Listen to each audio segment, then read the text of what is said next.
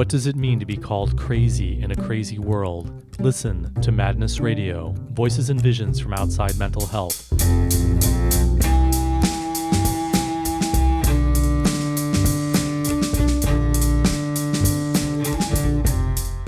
Welcome to Madness Radio. This is your host, Will Hall, and today I'm joined by co-host Jax McNamara. So welcome back to Madness Radio, Jax. Thanks. I'm psyched to be here, Will. Yeah, it's really good to see you again. And we have a special treat. Someone from my old stomping grounds of Northampton, Massachusetts is joining us, Alison Smith. Do you want to introduce Alison for us, Jax? Yeah, I'd be happy to. So Alison Smith is a writer, a voice hearer, and a psychiatric survivor. Her stories and essays have appeared in a number of outlets, from Granta to Real Simple to PBS's Stories from the Stage. Her memoir, Name All the Animals, was a New York Times notable book and named one of People's 10 best books of the year. A coming-of-age story, Name All the Animals, opens on the day Alison's brother died in a car crash and covers the next 3 years of her life as she navigates her way through grief, faith, and sexuality. Alison is at work on a sequel memoir about her experiences hearing voices. Alison lives in Northampton, Massachusetts and Brooklyn with her partner Cindy, 2 dogs, and 6 chickens. She can be found on the web at namealltheanimals.com. Thank you so much for being here. We're really psyched to have you, Alison. Oh, thank you so much for inviting me. This is only my favorite radio show and podcast, so I'm very honored to be here. That's great to hear from a literary celebrity, which apparently you are. So congratulations on all your success. Pretty amazing. And I'm sure we ran into each other at Broadside Books. I remember I used to work at Broadside Bookshop in Northampton, and I remember selling many, many, many copies of very popular, very well-received, critically acclaimed Name All the Animals by Alison Smith. And then I got to meet you in person at Mad Camp, which was completely off the hook. Mad Camp. Yeah. Mad Camp. Yeah. So, Alison, what did you think of Mad Camp? Mad Camp was extraordinary. Well, how should we get started? What's a good way to kick off our interview with you, Alison? Well, we could, someone once said to me, chronology is your friend. So we could just start with the first thing, which is we met at Broadside Bookshop, a great, great bookshop in Northampton. And my first book was coming out. And I wrote Name All the Animals in between hospitalizations, really, for hearing voices and being diagnosed with all manner of things. The book was really for my brother, and it was 3 years in my life, from the age of 15 when he died to the age of 18, just before I left home and got myself into a whole mess of trouble. And so what I realized later on, when I found another way to think about hearing voices, is that I had written about hearing voices in Name All the Animals without really realizing it. And so I could read a short excerpt from the book that kind of touches on that. That'd be great. We'd love to hear that. Just a brief setup. This is Roy, my brother, died in a car crash, really, really pretty close to our house. And on the day he died, just the house, of course, filled up with all these neighbors and friends, but also a lot of nuns and priests. We grew up in a really devoutly Catholic community. And all of the nuns and priests were trying to comfort me by telling me that everything was okay because Roy, my brother, was with God now. But I was 15, and my thought about that was like, well, why would you take him from me, God? That sucks. And so this is what I did on the day he died. We weren't good at much. Mother's father was a farmer who lost 3 farms and died penniless. Father's father was a telephone line repairman. He died at 36, complications from an ear infection. Nobody had made it to college. Roy was going to be the first to do that. But we had one talent, faith. With every ounce of our imagination, we believed. And my brother and I grew up in the shadow of this faith, in the great floodplain of belief. I knew only Catholics in those early days, and the only differences were Catholic differences. The Sisters of St. Joseph as opposed to the Sisters of Mercy, Pope John Paul I, or Pope John Paul II. In these surroundings, you'd be hard-pressed not to believe in the existence of God. It would be like saying you didn't believe in oatmeal or cars or the laws of gravity. Back then, Christ was more real to me than the children I met at school. Walking to the school bus or down the path through the gully at the end of our street, Christ would appear to me, his long robes flowing, his bruised hands held out. He was my comforter, my most intimate friend. So on the day Roy died, I went into the upstairs bathroom and sat down on the hamper. It was the only room in the house where I could be alone. The sun strained through the frosted glass, and in this diffused light, God appeared. I called to him, and Christ showed up there in the white-tiled bathroom and sat down on the edge of the tub, his robe bunched up in his lap, his bare feet on the floor. "Yes," he said, and he leaned in towards me. "Where's Roy?" I asked. "When are you going to let him come back?" And Christ didn't answer. He just stood up. He wavered for a moment on the tile floor. He touched the ends of his sleeves, stared at his feet, and left. Without a word, he walked out through the wall next to the bathroom mirror, and I watched his robe trail behind him. And then God was gone. It felt like somebody had suddenly taken the needle off the record, and for the first time, the music I had heard my whole life, the music that was all around us, just stopped. I'd never heard such silence. I rubbed my ears for a moment. I thought that perhaps I had gotten something stuck in them, some water from the shower. I hopped on one foot, and I shook my head back and forth. But there was nothing. Would you now look back on that experience as hearing voices, as like that Jesus was coming to you as some kind of hallucination, and that was an altered state experience you were having, or how do you view that experience now? That's such a great question. I think that once I sort of stepped away from this one way of looking at voices, I had been it's been sort of drilled into me by psychiatry that it's a brain disorder and there's a chemical imbalance. I started looking around me and realizing, gosh, there's just so many kinds of voice hearing going on around us, and we've stuck them all into all these different categories. But why? So you were having these experiences all through your childhood. When did they get told that it was a psychiatric symptom? So my father was a very, I realize now, a really big spiritual voice hearer. And as a kid, I wasn't really sort of in the Catholic Church as much as the Church of Dad. And I think my father taught me how to be really receptive, that praying was sort of about listening deeply and practicing every day to hear God's voice. And if you do that every day, like I did it from the moment I woke up to the moment I went to bed, because I wanted to hear and see these characters my dad was talking to all day. He talked to the Holy Family. He talked to St. Jude. He talked to St. Anthony.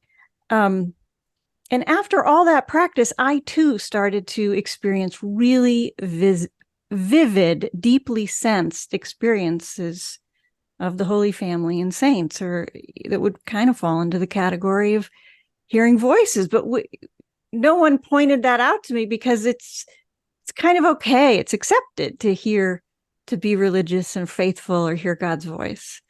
So I didn't think about it any other way. And then I lost all that. It just went silent on the day Roy died. And for the next 3 years, I didn't have that experience. So in these previous experiences that you had with Jesus, was Jesus ever as annoying as he was after your brother died, when he just kind of didn't answer you and just disappeared? No, never. I really think there was something about my faith then that was very protected and childlike. That my dad taught me how to hear God's voice, but he also orchestrated things quite well, so that he always told me what to ask Jesus for. And mysteriously and miraculously, it always worked out that we got that thing I asked for. Did you have a vision where you actually saw Jesus before in the bathroom after your brother died? Well, I often saw Jesus. I saw him all the time out in the yard, quite often in the yard or the woods, at night in my room.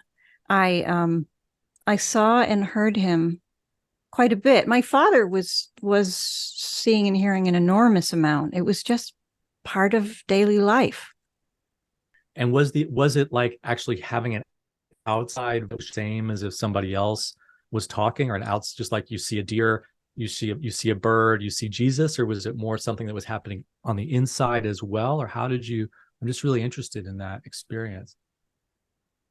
Yeah, I love these questions because we don't really think about it that much when we think about faith voices or religious voices. But I think there's a whole variety of stuff going on for people with religious voices. And I was quite young. This was going on until I was 15. And so children sometimes experience voices differently. I think they're just more elastic than when you grow older. And so for me, I didn't consciously distinguish between this is Jesus and he's one kind of experience. He's maybe not an embodied experience, and this is my brother and he's physically present. To me, they felt, I don't know how to put it, as much as equally authentic, just sort of equally really happening. But I think on some level, I understood that there were sort of different spheres of experience, even as a child, and that it was okay if I had saw and heard Jesus and maybe some of the other people around me didn't.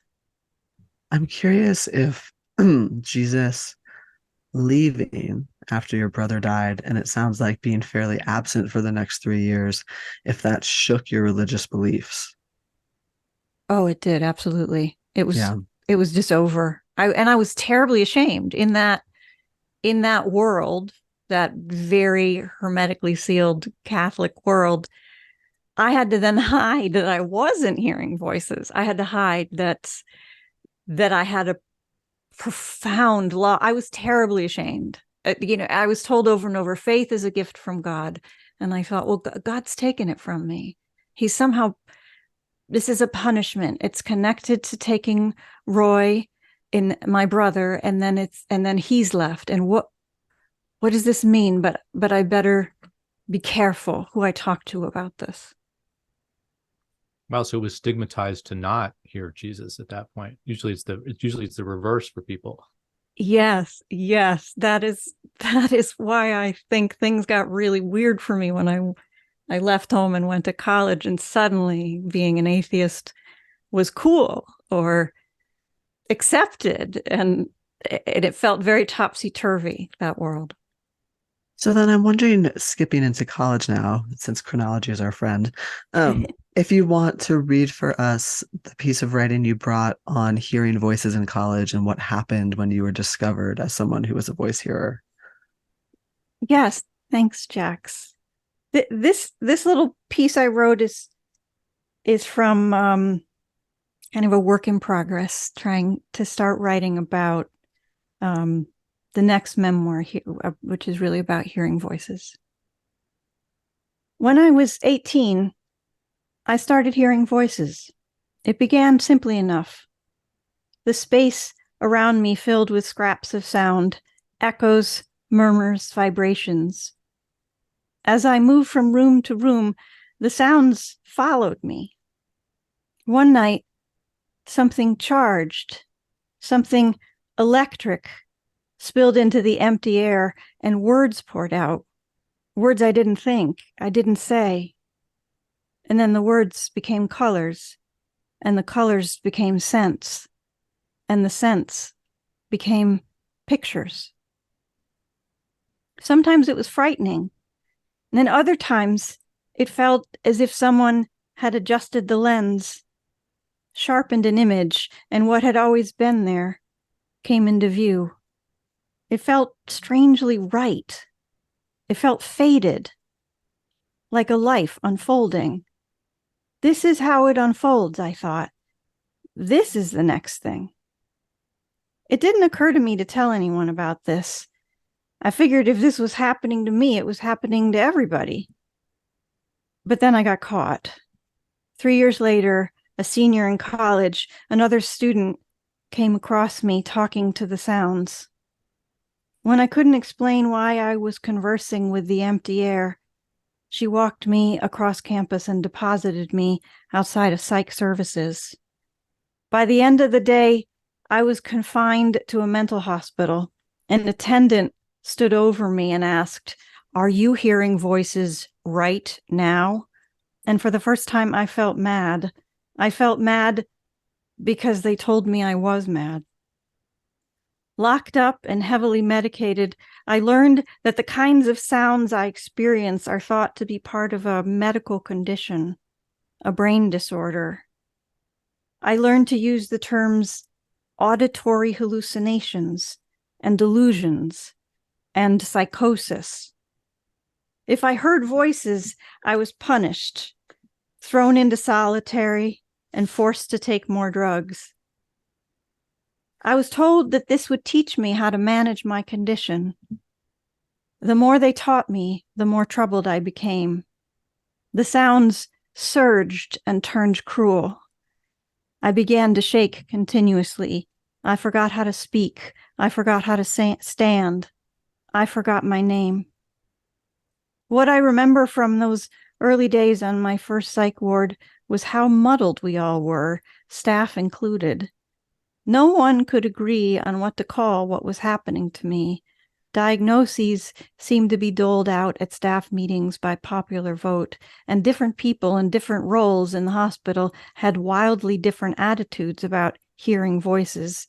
One day my psychiatrist confided, "Well, I don't think you're psychotic, but the nurses do." At the time, I wondered why he'd tell me this. Why let on that no one could agree on the most basic element of a diagnosis? It didn't inspire confidence. I'd grown up in a devoutly Catholic community, far from the clinical language of psychiatry. It was good and evil that shaped our days. On the ward, no one talked of good and evil, but the diagnosis debates felt strangely familiar. There seemed to be a lot hanging on this word, psychosis. Not only my current treatment, but my future prospects, my life course, and even my value as a human being. Still, it was hard for me to care which word they settled on to describe my mind. I was young and frightened and locked up. I wanted to go back to school. I wanted to finish my French paper. I wanted my parents' approval. I wanted somebody to love me. Which word, I wondered, gets me out of here? Yeah, heartbreaking and so familiar. Wow. Yeah. It's always just, it happens so much. It's happened so often, but it's always just so shocking to hear that, oh, I was hearing voices and then they locked me up. There was no space for what's the experience about, or is it a problem, or maybe it's okay to live with voices, or where did they come from, or anything like that. Just grab you. You stopped hearing the voice of Jesus. You stopped having these visions when your brother died. And then 3 years later, you start just hearing sounds and all kinds of different things. And then your friend at school just innocently says, "Oh, go to the clinic. We didn't know." But were you like stopping going to classes? Were you kind of acting weird? Were you telling people you wanted to kill yourself? Or was there any other thing going on that seemed distressing to people or to you? Or well, the funny thing is, both things were. I was actually doing really well in school that year. You're doing well in school. But I was really struggling because, some girl had dumped me. She broke my heart in the most devastating way by telling me she wasn't really gay and that I was kind of a pervert.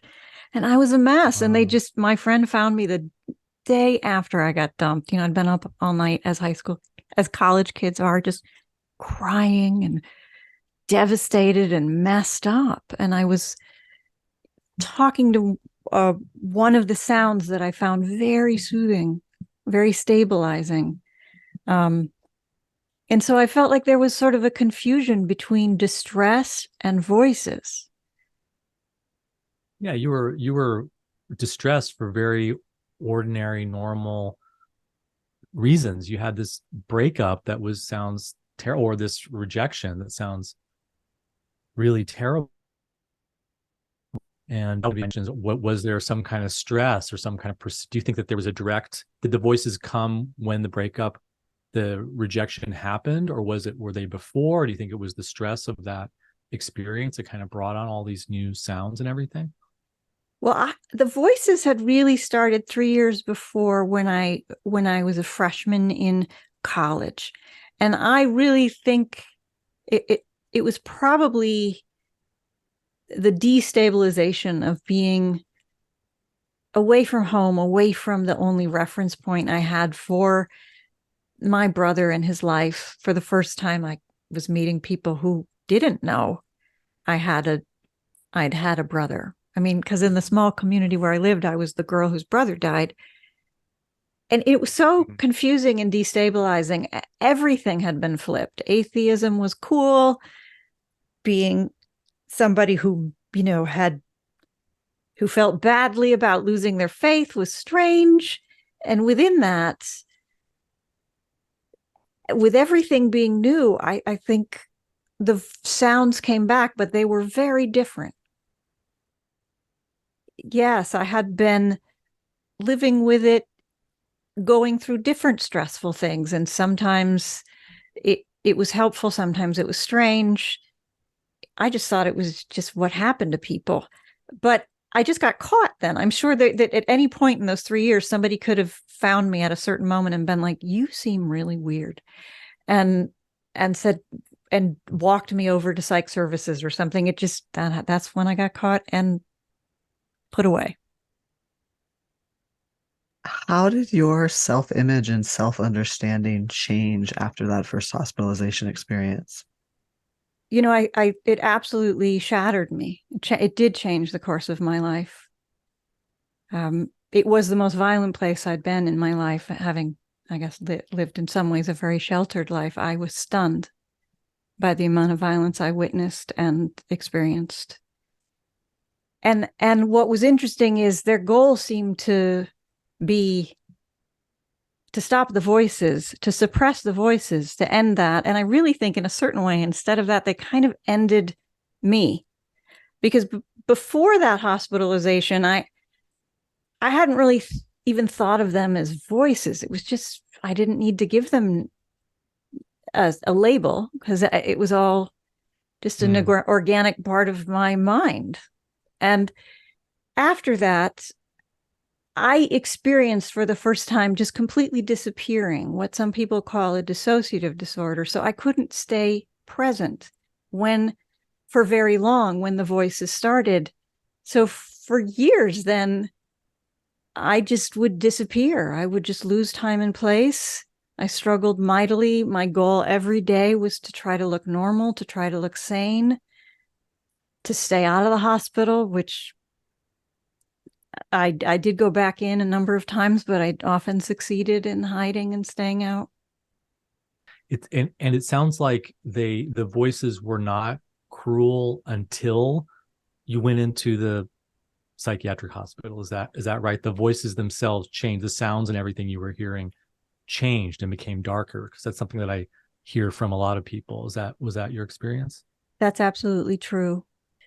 The voices transformed then. They became terrifying, and they became a little bit of taking on the condemnation I heard in the hospital and the surveillance I heard, trying to control me after that. Before that, they were a hodgepodge of exquisite experiences and strange experiences, and sometimes frightening, but just a mix. So yeah. And why do you think they transformed? What do you think made that change happen? if you were to speculate or guess. I bet you don't really know, but Well, I think voices, even though people see this, or what makes them called hearing voices or unique, is they're usually an individual experience. One person is having this experience and other people are not having the same experience. But at the same time, I think voices are very communal and connected. They respond to the world around them. They're echoes of what we're being told is we are, or the world is. They're deeply, I feel like they're deeply connected to either the present world or our ancestry or our past or our community or our spirits. So your present world changes. Suddenly you're in the most violent experience you've ever had. Things go just terribly bad in your life, and then the voices respond. Yes. When I was in the hospital, I had a beloved voice that I called the kind one. She also, her name was Beth. And Beth died when I was in the hospital. It is honestly one of the most devastating things that happened to me in my life is I saw her die. And it really, every day in the hospital, they were were angry with me for if I ever engaged with the voices. And they threatened me, you will never get out of here if you don't stop engaging with voices. And then I lost the most exquisite experience of voice hearing I've had while in the hospital. And everything that was left, that hodgepodge, turned dark and mimicked what I'd heard in the hospital about there's something wrong with me. I need to be quiet about it. I need to stay in the house. All that. And so Beth was this really positive, comforting, supportive presence. What were some other experiences that you were having was kind of turned dark? You said that it was exquisite and wonderful and mysterious and strange. Well, those were mostly a voice maybe that had a presence or a personality. Was Beth, but there was also times when, it felt that the wind turned from wind to hands. The trees became hands or something, or sometimes the grass would rise up and start rearranging itself or singing. And the world around just felt more animated. It felt the natural world just felt like a place I could walk into and be accompanied and connect with so many what we think of as inanimate objects. Yeah, what you're describing, it, even the phrase hearing voices, we're kind of stuck with this phrase. What we're describing is way beyond. It's more about a presence. It's almost like an altered state or like a different dimension of reality, of just things like shift and become magical and much more alive and vibrant, and kind of reduce it down to, are you hearing a voice? Do you have an auditory hallucination? Is really not really getting at what's happened at all. Oh, absolutely. Well, I completely agree. I mean, I know hearing voices is an embracing term that includes all of that. But of course, the poverty of our language leaves us without a simple term to describe the multi-sensory complexity of it. Yeah. I like the phrase voices and visions. When we did our support group in Portland, we called it the Voices and Visions support group. We didn't call it a Hearing Voices. But that is the official approach of the Hearing Voices Network, is that it's not just things you hear auditory. It's the whole range. Absolutely. Experience.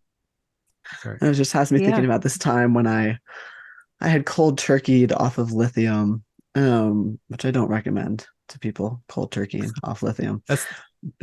That's the official Madness Radio position. We don't recommend cold turkey of lithium, because I'm kind of bracing myself for what's coming next. Whenever somebody says, well, I cold turkeyed off of lithium, and then I kind of brace myself for what's coming, But what happened initially, before it kind of took a darker turn, was that everything came more alive. Like I had this experience of like these ferns on this hillside singing to me. When you were talking about like the grass having voices, like I had this experience of like this, I Yeah. wrote about it in a poem as a choir of ferns at my knees. Just like it was like everything was extra alive. There was like this chain link fence that was breathing light, and I had to like stop in the middle of Manhattan to just like take in how alive this chain link fence was, you know. And Yeah. there was just this extra animation to everything, um, that was way more complex than just hearing a voice. Yeah, I don't know. I still don't quite know what to make of it. I mean, it was very powerful, you know, and then it was also coupled with a lot of anxiety, of like, and does this mean that I'm losing my mind, you Mm-hmm. know? And Yes. because, you know, everybody else was very freaked out by my behavior, even people who were like good friends and not like oppressive, you know, psych doctors. Regular people were like, I'm not quite sure what to do with the fact that you're talking to the chain link fence. Like, I don't really know how to integrate that or what we need to do to like keep you safe, you know, because I don't know about for you, but for me, sometimes those kinds of states have felt like something that I can integrate into daily life. And then sometimes they really haven't. Like, sometimes they felt like they really take me out of daily life and into a zone where I'm having a great time with the ferns. We're having a great relationship, but I can't actually relate to other people, and I'm not able to like do consensus reality if I need to, you know, and Yeah. just that Yeah.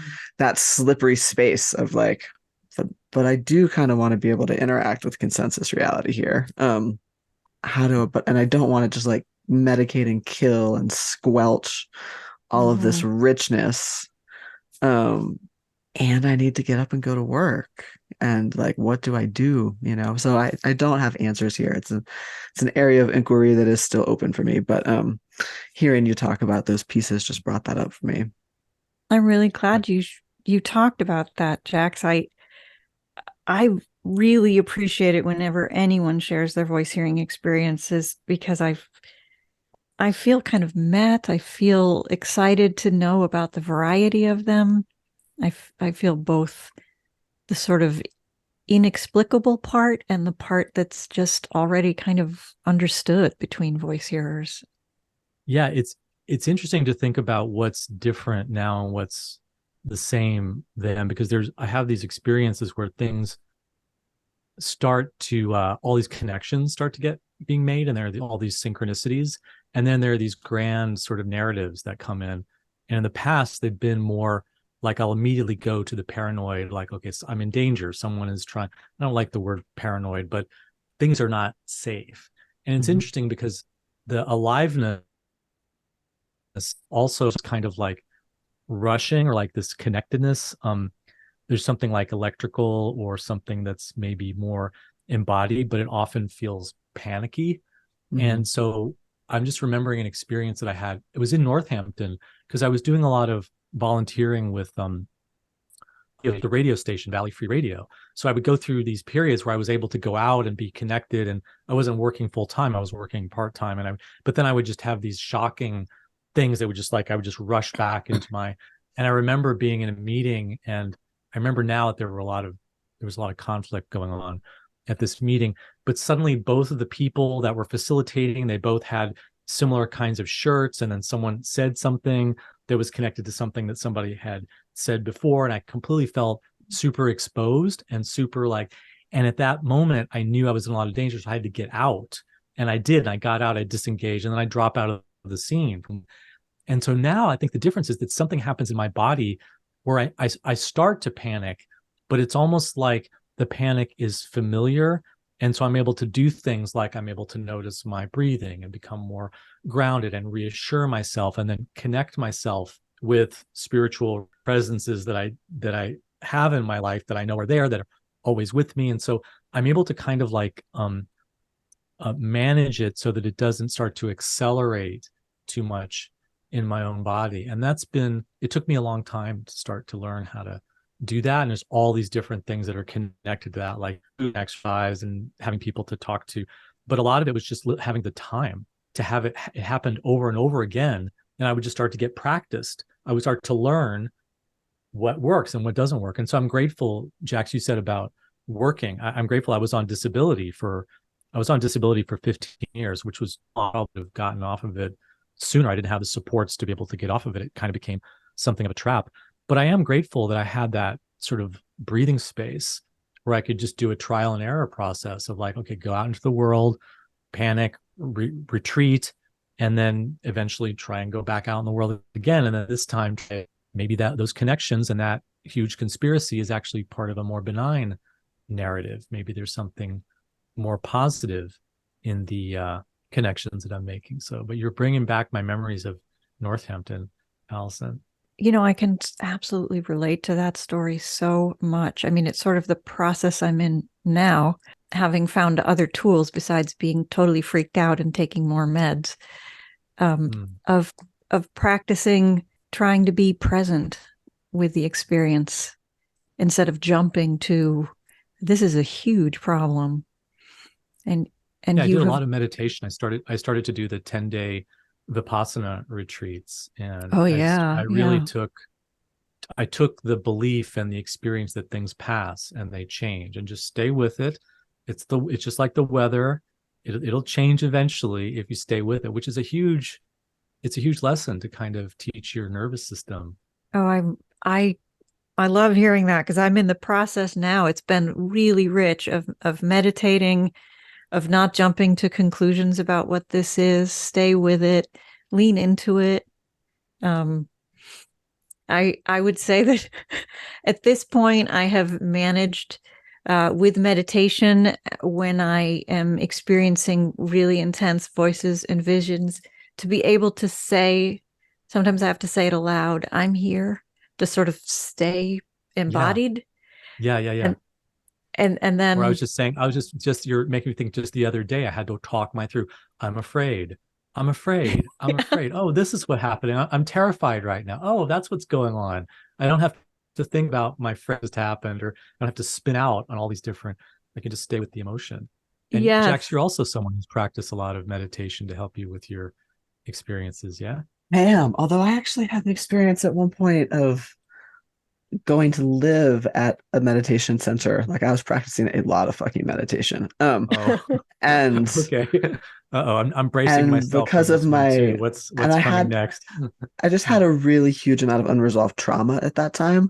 It was a year after my mom had died in this really brutal and awful way that I witnessed. And for me, the sitting in silence actually became really bad, because I started having all these flashbacks, and the staff at the meditation center weren't equipped to handle someone who was like having a lot of flashbacks and kind of unraveling.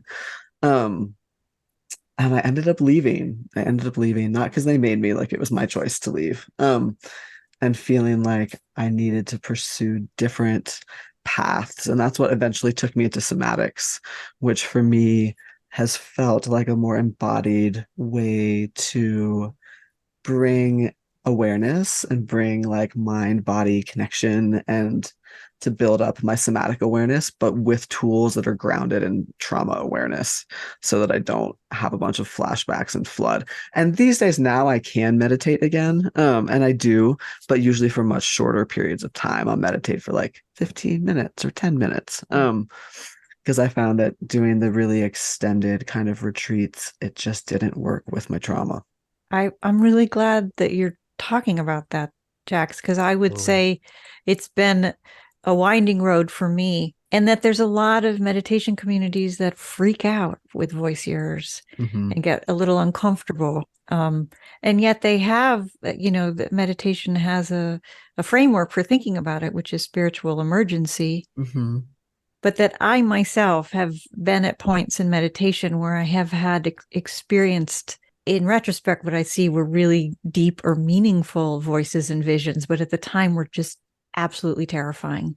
And I just walked away from meditation being like, well, I'm not doing that again. I'm not doing that again. And I couldn't find a rational part of myself to take a breath, and because I did not want to look at that. And it was really, meditation is no joke. And I don't want all voice hearers to think, oh, this is what you have to do, or this is the way to do it, or if you can't do it, then you're not tough enough. It's just it's just one thing some of us try, and most of us end up a little tangled in it sometimes. I mean, I think it's just sometimes it's a question of just like what's the framework of support that you have around you, because meditation can create space to be with all your stuff. And if your stuff, like I just used to think about it at that time in my life as like that meditation kind of opened Pandora's box. And it wasn't meditation's fault. Like Pandora's box was there, had nothing to do with meditation practice, like I had all my demons and all my things, absolutely not meditation's fault. But meditation did kind of take that lid off. And then the meditation community wasn't prepared to help with the demons, Yeah. that came out. And so now I'm a lot more thoughtful of just like, what do I want to open that, Pandora's box, and where and with who? Yeah, don't dive into a 10-day silent meditation retreat if you haven't had some experiences, just more small and gradual to see whether it's right for you, whether it's helpful. Yeah. That's kind of that's kind of a big theme is one size fits all, everyone should do this, and losing touch with individual experience because everybody has a different path and they have to be accompanied on it rather than just told this is the right way or this is the wrong way. And then put into a box that way. I think that's a lot of the misunderstanding, I think, of the hearing voices movement is that it's a certain prescription. Oh, voices are caused by trauma, or voices, the solution to voices is talking about it in a group. I mean, I don't want to go to.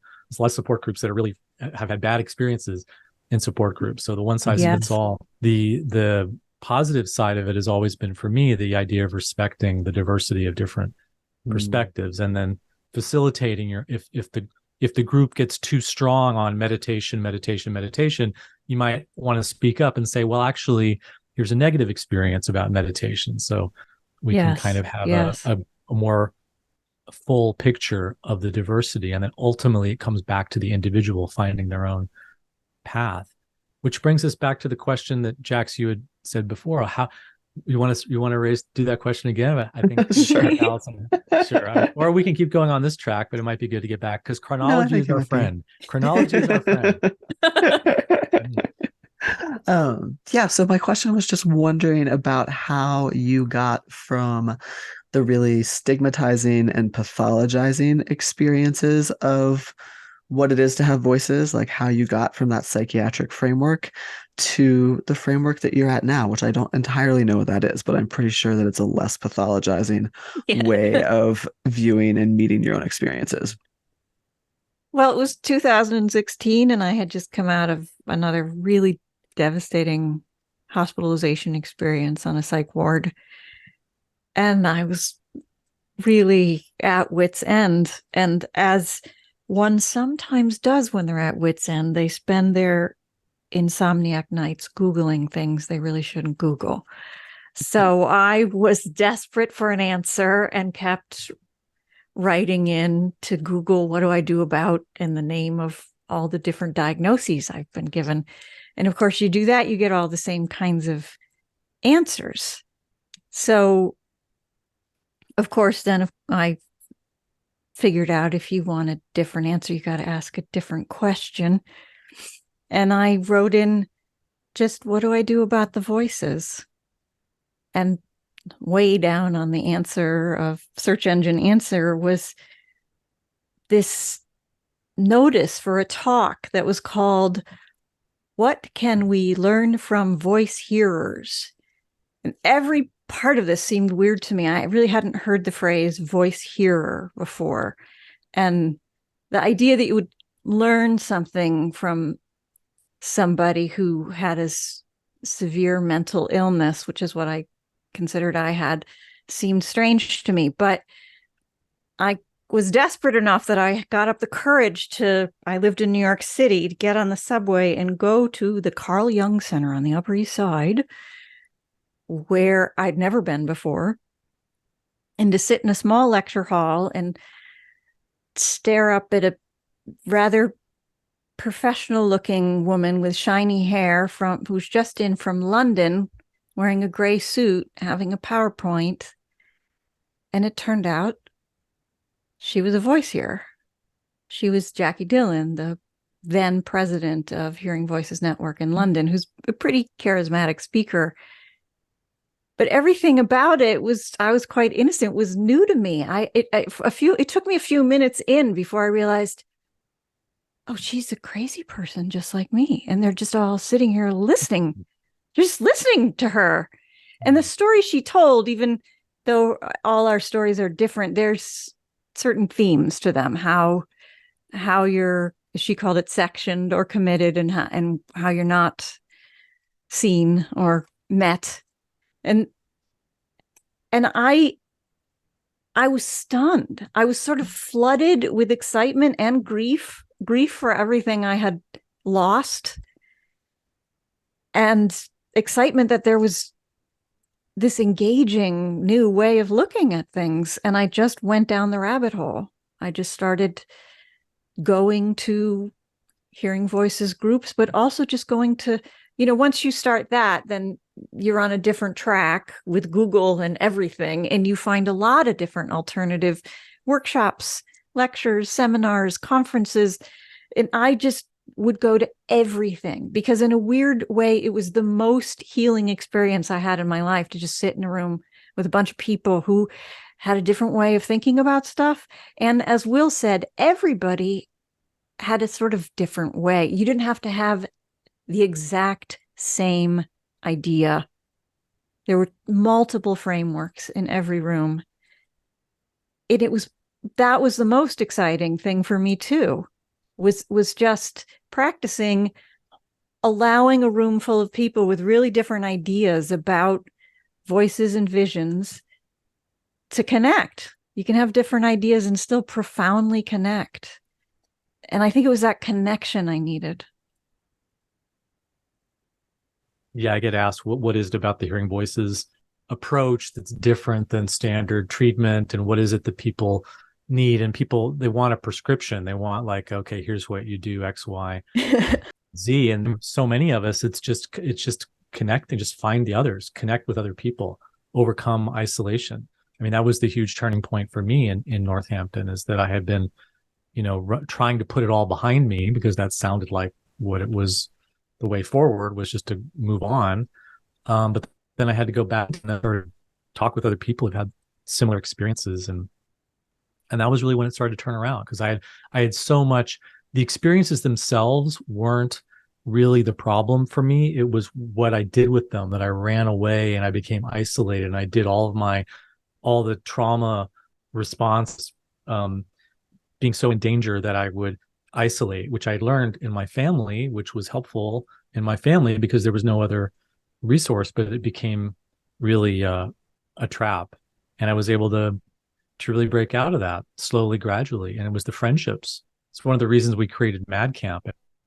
If two people become friends at Mad Camp, then it's complete success. It's totally worth it. If someone finds somebody else at Mad Camp, and I think that's really kind of the key lesson from it. Because if you look at psychiatry, it's all about isolation and disconnection and separating you from your community. And then I was trying to find somebody I had met in the hospital. There's no way they're going to help you find your friend from the hospital. No. Confidentiality and HIPAA.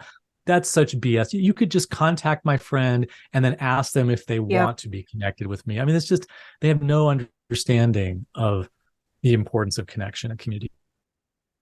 Speaking of Mad Camp, when we were at Mad Camp, you read a really phenomenal story, good story. And I know I'm going to have to bleep that out or something. Do you want to, because you just brought down the house. It was one of our many open mic experiences, and you read it, and it was, it just gave me, it brought back so much of all the different experiences that so many of us have had in hospitals, that you had to just be there or else you wouldn't believe it's such a completely all over the top, crazy kind of place to be, not in the ways that you would think, but in really how wonderful a lot of the people. I mean, I met some really wonderful people who were there in the same boat as patients. We did a lot of healing amongst each other after the groups and after the doctors and nurses and social workers had left the room. But you want to read that? Oh, thanks, story? Will. It's true. The best people, some of the best people I've met as fellow patients on psych wards, and so this is about some of them that I met early on.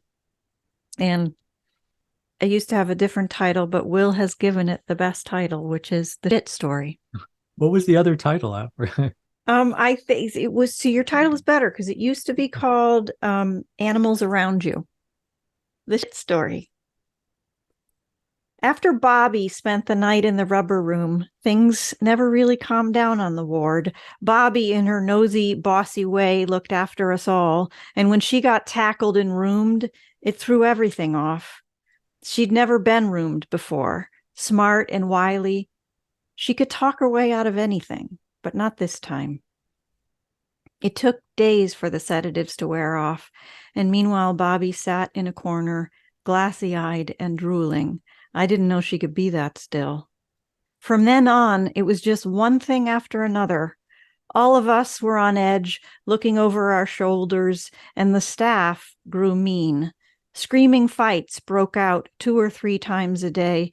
People were carted off. Hours later, they'd return, riding a wheelchair, docile and strange. The rubber room was no vacancy 24/7.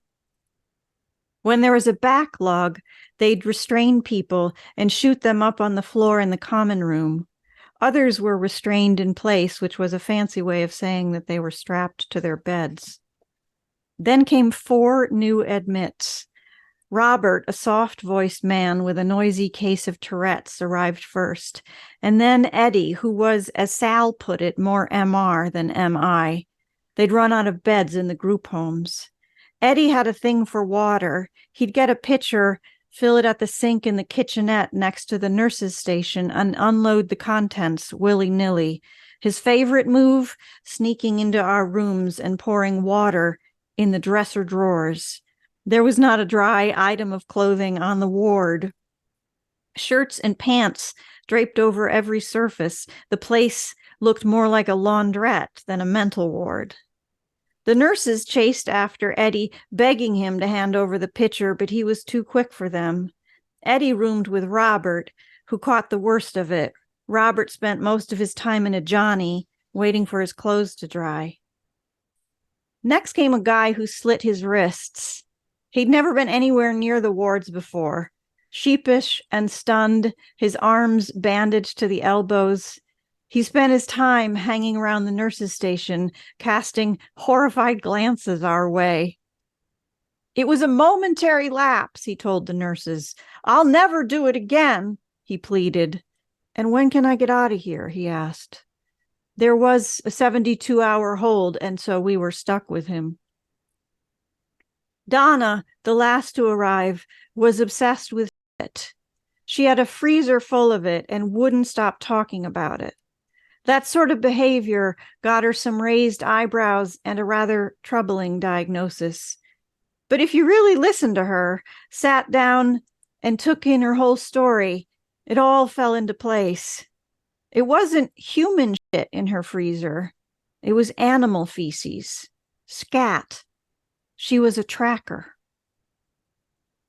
Everybody thinks that trackers spend their time looking for paw prints in the dirt, Donna explained. But really, we're looking for shit. Every species shit is different. If you get to know it, its shape and color, its consistency and scent, you can go a long way toward knowing what's going on with the animals around you. Donna only kept the scat she couldn't identify. It troubled her, this mysterious shit. She hated it, she told me, when she couldn't recognize and categorize feces. At home, when she couldn't sleep, she'd take out one of the baggies of frozen shit and examine it all over again. She'd go through her sketchbooks and her reference materials and try to unravel the mystery. She rarely did. Some shit just does not want to be solved, Donna told me. On the ward, with no scat to occupy her nights, Donna was at a loss. I preferred her shit talk to TV or pool or, worst of all, one-on-ones with my nurse on call.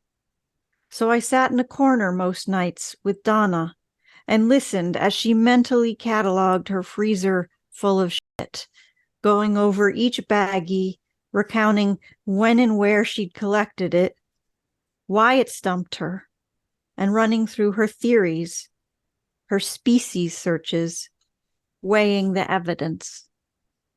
One day, during another all-ward meeting where they were telling us once again what a terrible bunch we were and how we'd better shape up or it would be vitamin H all around, Donna pulled a leaf out of her field pack and handed it to Sal. "What am I supposed to do with this?" Sal asked. Donna made a gesture. "Pass it around," she said. To her, she pointed at me. So the leaf made its way around the circle till it was in my hands. It was thick and dark with small, even bite marks along the bottom. "You see the teeth marks?" Donna said. "Eastern cottontail. Tracked her for half an hour." I tried to get the shit, but she moved too fast. I kept that leaf for years, long after that first hospitalization, and the next, carrying it in bags and packs, pouches and purses, tucked in between the pages of books. When I was nervous or feeling out of place, which was all the time in those days, I'd take out Donna's leaf and run my finger along the bitten edge where the cottontail left her mark. Over and over, I reached for that leaf till it grew hard and began to crumble, and I knew if I wasn't careful, I'd ruin it.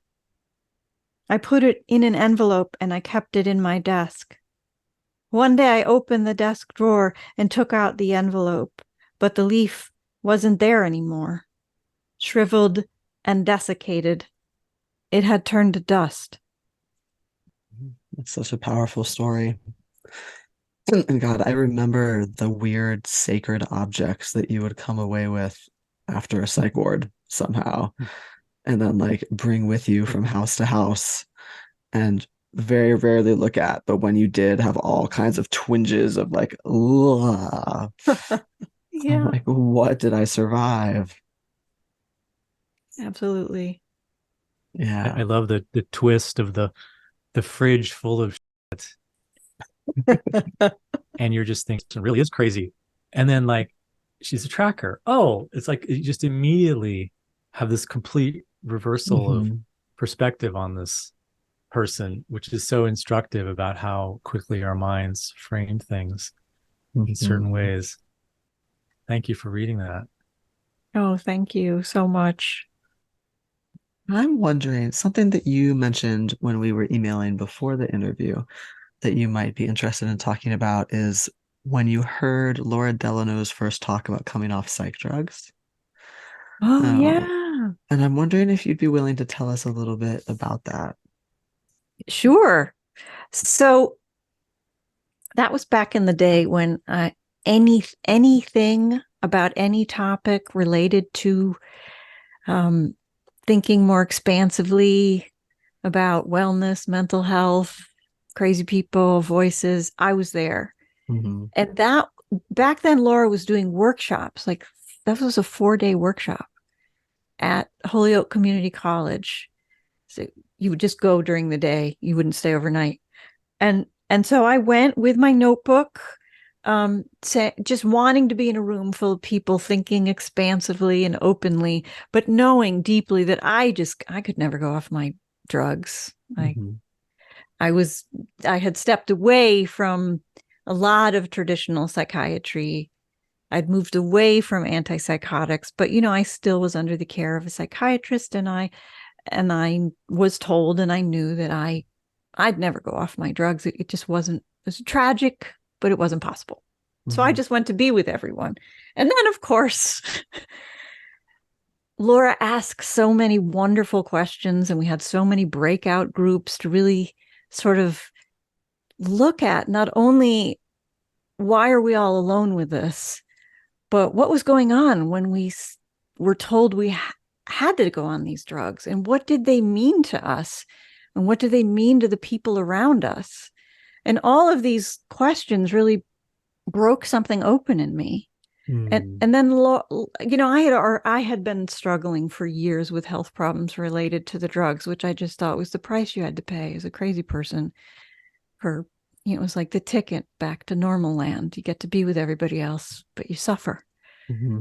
So then Laura starts talking about safe tapering mechanisms and lay people who've been, devotedly doing research around the world on topics that it seems like mainstream psychiatry at the time and drug companies weren't interested in, which was how to get off all these drugs that really we don't know what happens when people take them for so long.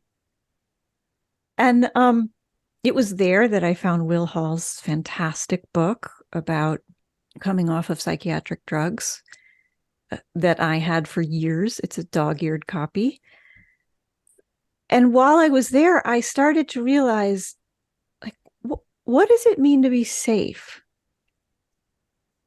What is safe? Is it safe to stay on drugs that are making me chronically ill that I'm pretty sure aren't really doing anything to help me because they've never stopped any of the sounds or visions I experienced? Or is this safer? Because Laura was laying out a really slow, steady taper. Mm-hmm. And also, is it safer maybe to know yourself and to feel a little bit of engagement and agency in the process of what you're doing to try to manage your life and your feelings and your mind? And I started to rethink what would be the safest thing for me. And I walked away after those 4 days saying, I think the safest thing for me to do would be to try a really slow taper of one of my drugs. And in that time, just really pay attention to what's going on for me, what this whole story about the drugs meant, what the messages are, what messages I'd like to say instead. And I thought for me, the most important thing is say, your goal is not to be drug-free, ta-da, one day. Your goal is just to feel you're more empowered and more knowledgeable and that you have a role in this. And so I started. And one of the things I also realized from taking that workshop is how much I'd been hiding who I was from my psychiatrist. It was really only hiding how motivated I am, how many questions I have, how many concerns I have. I was afraid if I came forward with that, I would get diagnosed with a lack of insight because I was saying, what's happening here? And so there was just this slight shift when I went back to see the psychiatrist. My first thought was like, I better not tell her about Laura's workshop. And then I took a breath and said, well, why wouldn't I tell her? Why wouldn't I honestly share an experience related to my mental health that felt really important to me? Why wouldn't I just invite her in? I did this cool thing. I think it could help me. It might help us. She happened to be the kind of psychiatrist or the kind of person who was not receptive. She was very negative about the whole idea, about workshops like this. She was also pretty negative about the idea of me going off drugs and said, you can never go off your drugs. But I had just been through this workshop and I had shifted enough to realize, she's just one person with one opinion. Mm-hmm. And I was able to think, well, that's a pretty harsh thing to say to somebody. She didn't want to work with me. I found just a general GP nurse practitioner who's willing to prescribe drugs. And I just said, let's start and see what happens. And in my case, it just happened to be that I slowly ended up tapering off of all the drugs over 2.5 years. As I said, I wasn't goal oriented, that's what it had to be. It's just how it worked out for me, that's what I learned. I learned it works better for me without this. That's a really powerful story. How are things different now that you're off the drugs? So it's been about 5 years. And to be honest, there's a little bit of joy every day in knowing that I'm free of an experience that for me was very limiting and very difficult because the drugs didn't really offer me any relief from voices and visions. And for me, it's been entirely positive. I felt more present. I've had a lot less health problems. I can eat without getting sick. I can be awake. I've developed a lot more confidence, which has allowed me to stay present when I'm experiencing voices and visions. I'm less confused, which really helps with being present too. That's interesting that you're saying that actually being off the meds allows you to be with your voices and visions in a better way. Absolutely. For me, antipsychotics were the worst for making voices very difficult because I just got very confused. I couldn't think clearly, and I couldn't figure out where I ended and voices started and other humans started. It just all became a complete hodgepodge. Yeah, because that's the one size fits all framing that we often hear. And I think it's true for a lot of people. Okay, you take these antipsychotics, they're gonna suppress your symptoms. They're gonna make it easier to deal with your symptoms, but you're gonna have all these trade-offs of all these negatives. Whereas for you, that wasn't the case. The antipsychotics were actually making it more difficult to deal with your voices and visions. And you also had all these negatives. And I think that's something that's not talked about as much because I've definitely worked with people, and my experience also on antipsychotics is it made me way less capable of handling what I was going through. And that's actually true of a lot of people. As several people I've worked with where their so-called psychotic symptoms stopped when they came off of the antipsychotics. So there's a lot of individuality and a lot of paradoxical, and again, it's each person's different. And so now you're someone who's living with these experiences. What is it like day to day just now in your life? Do you still have your visions and conversations with Jesus return? Do you have the sounds? Jesus has not come back. He's welcome anytime, I have to say, but because in my experience of him, he was really an okay kind of guy. But neither has Beth. Beth has, or the kind one has not come back. And what I still experience is a lot of the surveilling persecutory voices that developed after the hospitalization. But within that, I am now learning very slowly that if I can stay present, if I don't lose time and place, if I work on this sort of steady embodiment, that things shift, that those experiences of visions and voices, which had, just became all difficult, that there's a lot there. There's a lot that I could stay with and let it unfold. Do the voices and visions, do they help you with your writing? Yeah, that's such a good question. I have experience when I was especially writing Name All the Animals.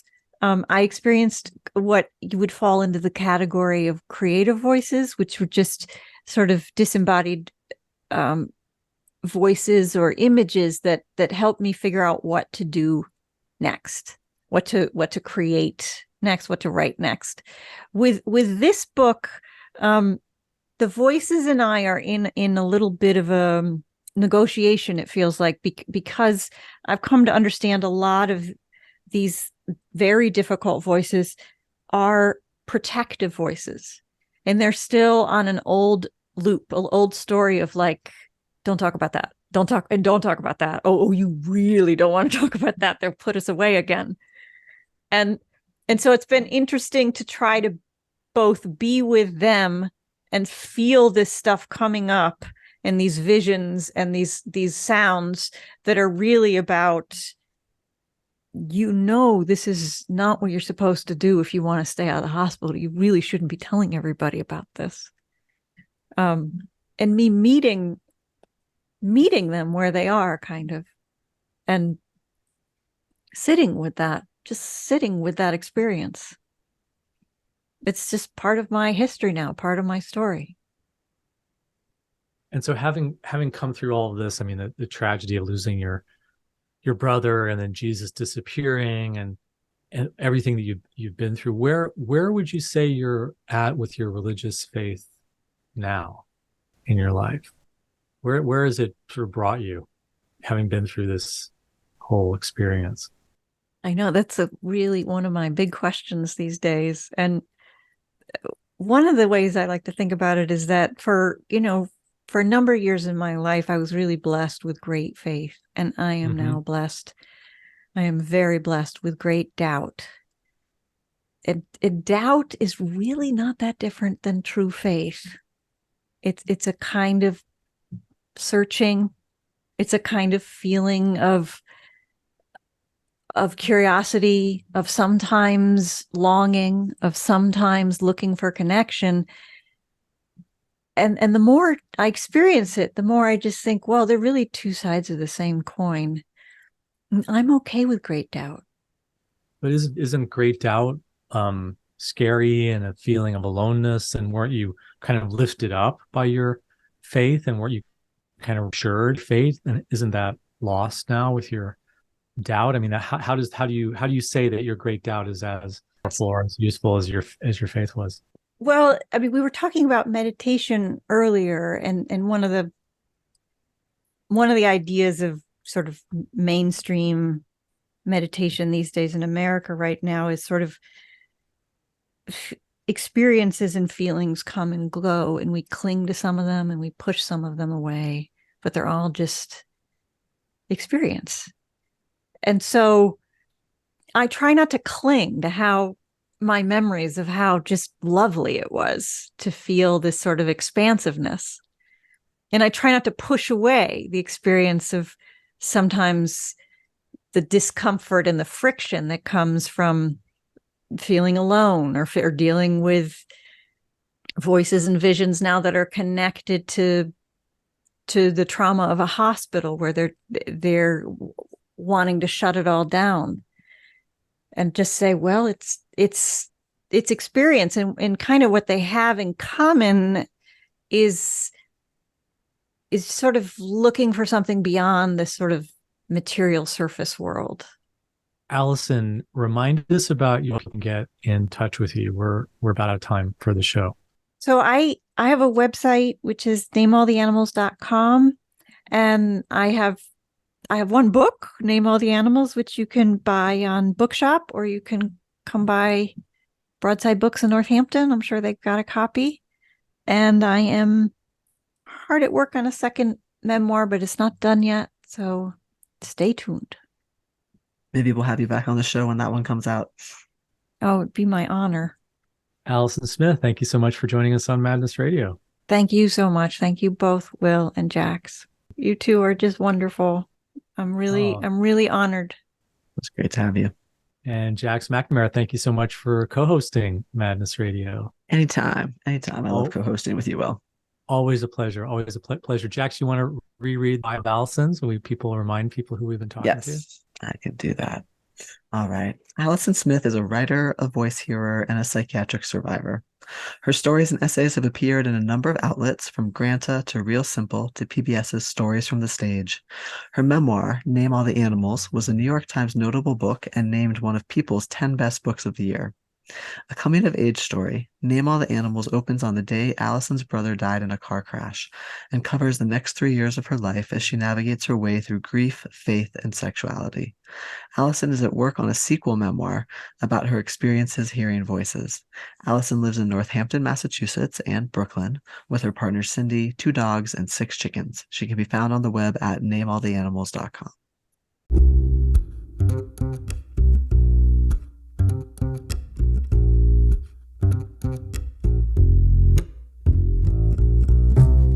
What does it mean to be called crazy in a crazy world? Listen to Madness Radio, voices and visions from outside mental health.